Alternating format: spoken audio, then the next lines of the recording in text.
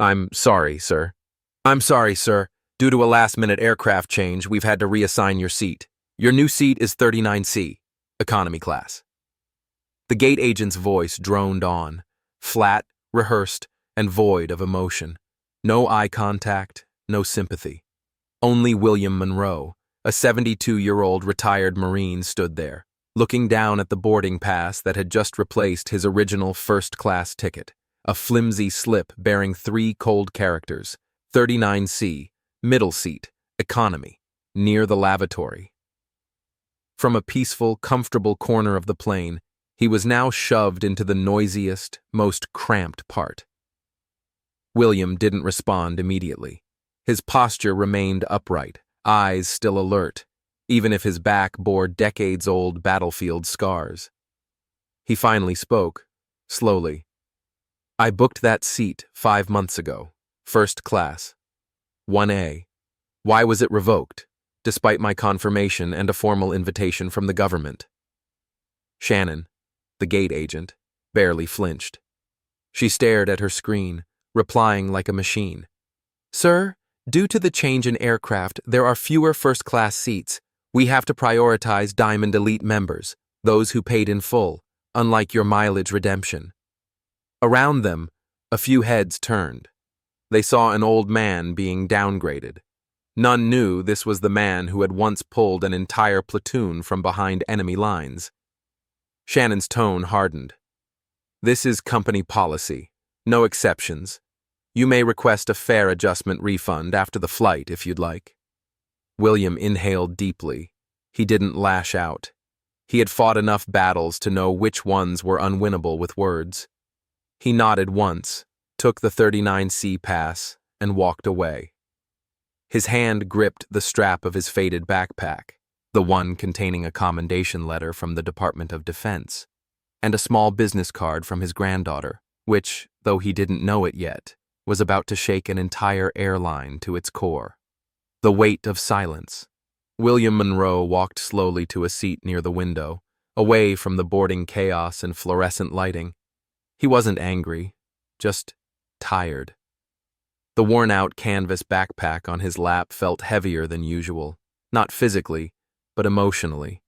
Inside was a carefully folded, weathered envelope bearing a signed letter of appreciation from a general who had once commanded in Enlock Valley in 1971.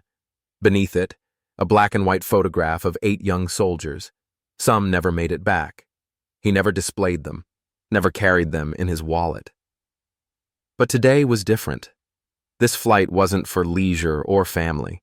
William had been invited to a classified commemoration ceremony at the Pentagon, a private honor reserved for those who had carried out missions that never officially existed. No press, no cameras, only flags, oaths, and quiet reverence. Seat 1A had been a gift from his granddaughter, Lieutenant Emma Monroe. She'd spent a year collecting flight miles from deployments and added cash from her own savings just to make sure her grandfather would fly in comfort.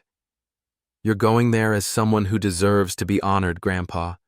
Don't you dare say no." He had tried to refuse. He had said any seat would do, as long as he got there. But Emma had insisted.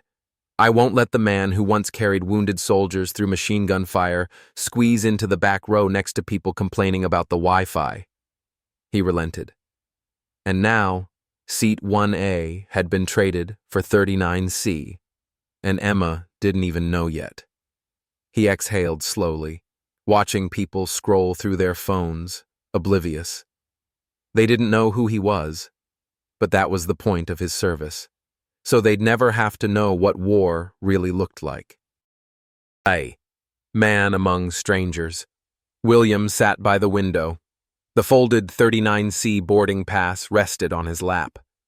Under the harsh airport lights, it felt like a cruel joke, a reminder that no matter what he'd done, today, he was just another Miles passenger.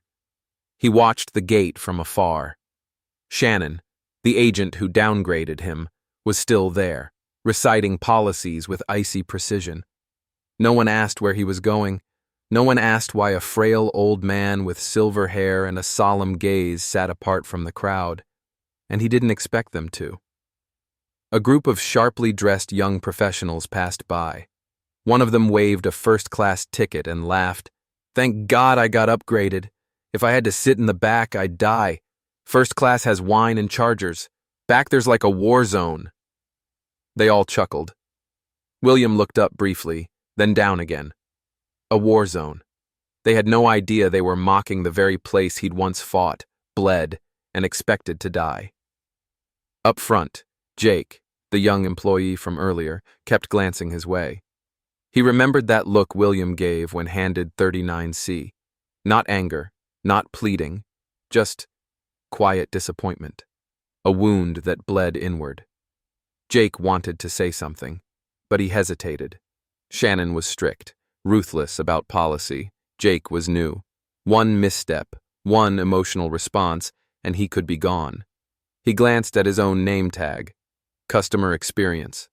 Suddenly, the phrase felt heavy. From the speakers, "First-class passengers of Sky Atlas Flight 74 to Washington, please proceed to Gate 19. William chuckled softly.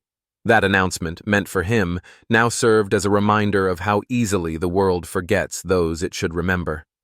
He reached into his wallet and pulled out a bent business card. Veteran Emergency Desk. Direct line. Emma had slipped it to him before he left. "Only use this if it's truly necessary, Grandpa. It goes straight to top-level support." He had smiled politely back then. But now, he stared at the number. And for the first time in years, he felt like he needed reinforcements. The call that shook the system. William stared at the worn business card in his hand. Faded edges. Ink slightly smudged. A handwritten note from Emma on the back. "Emergency line. For veterans with classified service. They know what to do." He had lived long enough to know most hotlines led to endless menus or bots. Still, he dialed slowly, digit by digit, as if reaching for something buried deep in memory. 2 rings. Not a robot. A calm, low male voice answered. "Veterans Honor Liaison. This is Gabriel. How may I assist you?" William straightened slightly, his voice steady. "My name is William Monroe, retired Marine Corps. I had a confirmed first-class ticket, 1A, on Sky Atlas 74 to Washington. It was canceled at the gate in favor of Diamond Elite customers. I'm en route to a recognition ceremony at the Pentagon. I'm 72, suffering from chronic back pain from combat injuries. I've just been reassigned to seat 39C. Gabriel didn't respond immediately, just the sound of keys tapping rapidly. "Mr. Monroe, can you confirm your booking reference and gate number, please?" William gave the details. Another pause. 30 long seconds. Gabriel's tone returned, urgent but deeply respectful. "Mr. Monroe, on behalf of Sky Atlas, I offer my sincerest apologies. This is a serious error. We've just verified your file and event. What happened at the gate violates our special protocols for decorated veterans." A sharp breath. Then, quick instructions. "This issue is being escalated to executive leadership immediately. I ask only one thing of you. Remain seated at Gate 19. Someone will meet you there, within the next 10 minutes. William sat still. Executive level? Each word stirred something long dormant in the civilian world, a kind of respect that needed no explanation. He ended the call, folded the card, and slid it back into his wallet. Then he sat upright, eyes gazing out at the tarmac where golden sunlight shimmered across the glass. He didn't expect much, but he knew. Silence had been broken. A quiet storm was brewing at Gate 19, sparked by a single phone call, to be continued. A man among strangers. William sat by the window. The folded 39C boarding pass rested on his lap. Under the harsh airport lights, it felt like a cruel joke. A reminder that no matter what he'd done, today, he was just another Miles passenger. He watched the gate from afar. Shannon, the agent who downgraded him, was still there, reciting policies with icy precision. 9 minutes to redemption. Minute 7. A family argued over carry-ons. A child cried for food. William Monroe sat still, upright, composed, hand resting gently on his old canvas bag. Minute 8. An announcement echoed. Economy passengers on Sky Atlas 74, please line up for boarding at gate 19. Shannon picked up the scanner. Jake stood behind her, casting anxious glances toward Monroe. Minute 9. Suddenly, gate 19 burst into noise, but not from passengers. A group of 6 in dark suits stormed the terminal. Leading them was a tall, broad-shouldered man, face flushed from urgency, salt and pepper hair slicked back. Nathaniel Cross, CEO of Sky Atlas Airlines. The terminal froze. Shannon went pale. Jake dropped the scanner. Passengers paused, suitcases halted mid-roll. The CEO of the airline was marching straight through boarding, at boarding time. Cross scanned the crowd, breath short. "Where is William Monroe?" Shannon pointed with a trembling finger to the quiet figure at the window. Cross, flanked by 2 VPs and an aide, weaved through the crowd and halted before William Monroe. He didn't wait for cameras or ceremony. He crouched, eye to eye. "Mr. Monroe, I'm Nathaniel Cross, CEO of Sky Atlas Airlines. On behalf of our entire company, I offer you my deepest apology.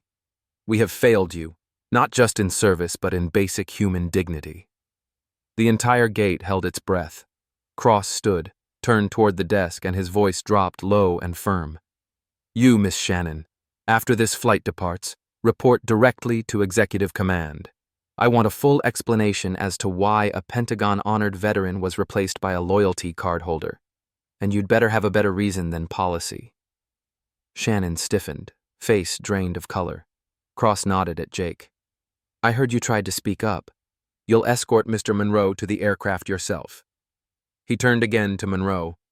"Seat 1A is being prepped as we speak, and if necessary, I will give up my own seat to ensure you fly with the dignity you deserve."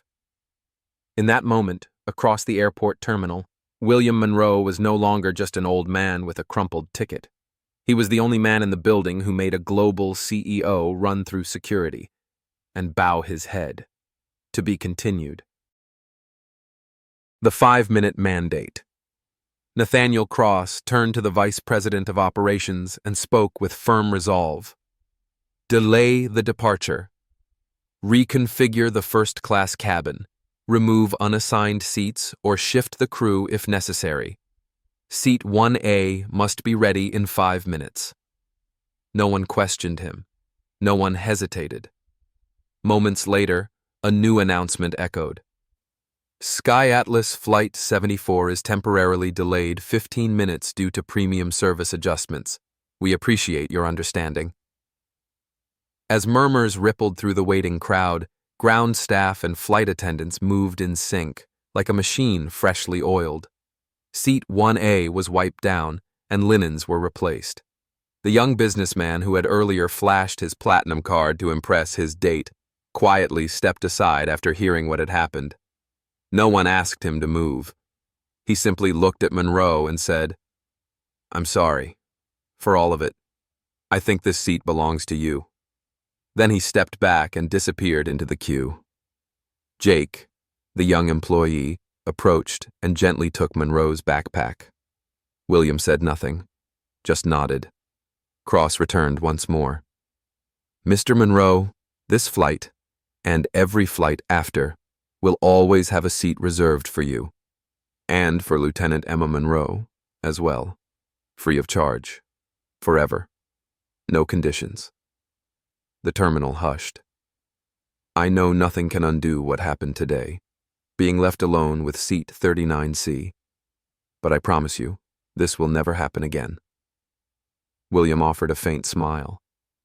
"I don't need privilege, Mr. Cross, just a little respect. And I hope those who come after me won't need to call an emergency line to be treated like a human being." Cross bowed his head. "I promise." Behind them, Shannon stared down, fists clenched around the passenger manifest like it was paper meant to be torn. She knew these next few minutes wouldn't be about clocking out. They'd be about an emergency meeting on the top floor, where mistakes weren't just recorded, but rewritten in red ink and bold strokes. Gate 19, once just another number in a sea of terminals, had become the epicenter of a moral reckoning. One man, one wrong seat, and one apology that dared to arrive on time had just rewritten what an airline thought honor meant. Part 7. The 15-minute tribute. The plane took off 15 minutes late, but for many, it wasn't an inconvenience. It was history. William Monroe was personally escorted aboard by Jake, not as a VIP, but as someone the airline had just remembered to stand up for. As he stepped into first class, every passenger rose to their feet. No applause, no shouting, just silence. Solemn, sacred, as if they were part of a flag ceremony. A young woman, perhaps a doctor, placed her hand over her heart and bowed slightly. A small boy stared, then whispered to his mother, "Mom, who is that man?" She didn't speak at first. Then softly, "Someone you should be grateful for, even if you never hear his name." William took his rightful seat. 1A. The lead flight attendant handed him a glass of water, bowed, and whispered, "Thank you for everything you've done that we never knew." William nodded. In his hands, an old photo. 8 young soldiers beaming in the middle of war. One of them had never made it home. He ran his fingers across the image, hands that had once trembled through gunfire, now trembling with emotion. Outside the window, the sky darkened to a deep gold. The sun lowered, as if bowing to close the day. Inside, an old man finally sat where he belonged, not because of wealth, but because of a sacrifice he never asked to be repaid. The Silver Star medal stayed tucked in his backpack, wrapped in cloth, not to be displayed. For William Monroe, honor wasn't about being seen. It was about being remembered. And today, at last, the world remembered.